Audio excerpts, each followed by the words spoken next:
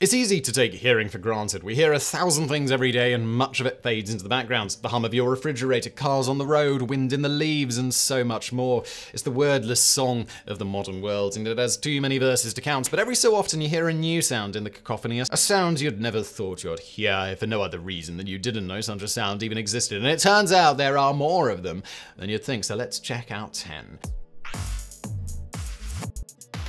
Number 10. A blue whale's heart can be heard 2 miles away. The blue whale is the largest animal that has ever lived. They even shame the mightiest of dinosaurs. They can grow to be 100 feet long and weigh over 200 tons. Even the largest dinosaur that ever lived, the Argentinosaurus, was only slightly longer thanks to its tail, but it weighed 100 tons less. If that wasn't amazing enough, then dig a little deeper and look at the blue whale's heart. The massive organ weighs 400 pounds. When they dive down to 1,000 feet below the surface, their heart can slow to just a few beats a minute, and the thunderous sounds that their heartbeat makes can be heard as much as 2 miles away. Number 9.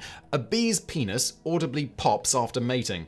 The world of insects is harsh and devoid of compassion. Will eat the head off her mate after they have bred, and many female spiders will make a meal of males if they can't escape. Bugs have a rough deal, and bees are no exception. Some bees die when they sting you, and it turns out some die after mating as well. And it's not because the queen is vicious and homicidal like those mantises, no. Instead, it's because the male breeds with such ferocity that it explodes his penis with an audible pop when he's done. All a male drone exists for is to potentially breed with the queen. They only live for about 3 months, and they need to gather where a queen is and then duke it out to try and mate. A few drones, about 1 in 1,000, will successfully breed. The rest miss their chance and will probably die a life of purpose unfulfilled. Those who succeed endure the most explosive mating ritual ever. It may only last a few seconds, but once the male has successfully penetrated the queen, muscles in the thorax pressurize his penis so that it blasts out the needed genetic material with enough force to cause the penis to erupt right out of the bee's body and remain inside the queen. Number 8. The Caribbean Sea makes a whistling sound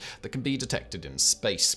There are a lot of noises in the world that come from some mundane natural phenomena. Wind can howl in a cave, stone can rumble and crack with temperature shifts, and while it may sound vaguely ominous to human ears, it's just the way the world works. That's probably the best way to deal with the knowledge that the Caribbean Sea whistles. Based on decades of research, scientists noticed that something called a Rossby wave, which is a large kind of wave that moves west, has an unusual interaction with the ocean floor. It causes the wave to die out and then reappear again further away. While most waves die out, some survive and create an oscillation so powerful it actually affects the Earth's gravitational field. The oscillations, described as sloshing, occur every 120 days. The sound they produce, the whistle, is an A-flat and can be perceived by satellites in space, though it's actually below the audible range that a human ear could detect. Number 7. Number stations produce mysterious radio signals. If you watched the show Lost back in the day, you're all too familiar with the idea of mysterious numbers that maybe have a grand, important meaning in the world, and who knows, maybe number stations are telling us all the combination to a secret vault, or the identity of some mysterious person, or the code for the end of times,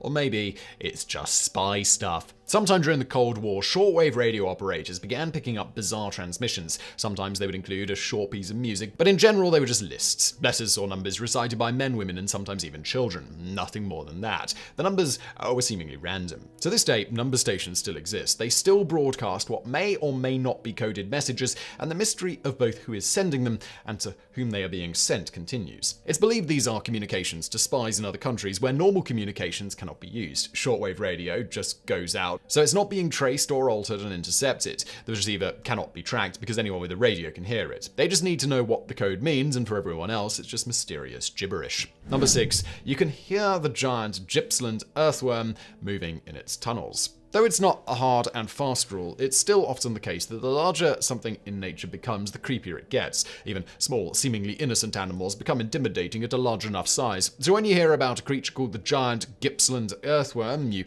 may already feel a little on edge. The longest one ever discovered was 13 feet long, and that makes it even more off-putting. Your average worm has the good graces to at least move around quietly, but not so with the giant gypsum worm. Not only can you hear these creatures moving in their underground burrows and tunnels, it's actually both very loud and rather similar to something having digestive difficulties. The sound is a gurgling, squelching, bubbling noise that comes from beneath the earth, so you never actually see the source, you'll just hear it as you walk around. Number 5. The acoustics in part of Grand Central Station allow you to hear whispers across the room. Traditionally, if you don't want to be overheard by someone nearby, you whisper. Whispering is a surefire way to keep things on the down low and or make yourself look even more suspicious in front of others who know you've got something to say but are trying to ensure that they can't hear it. It's also the polite thing to do in a library or during a very boring work meeting. Head to the dining area of Grand Central Station in New York City and you'll discover that whispers are less than secret, at least in one part of the building.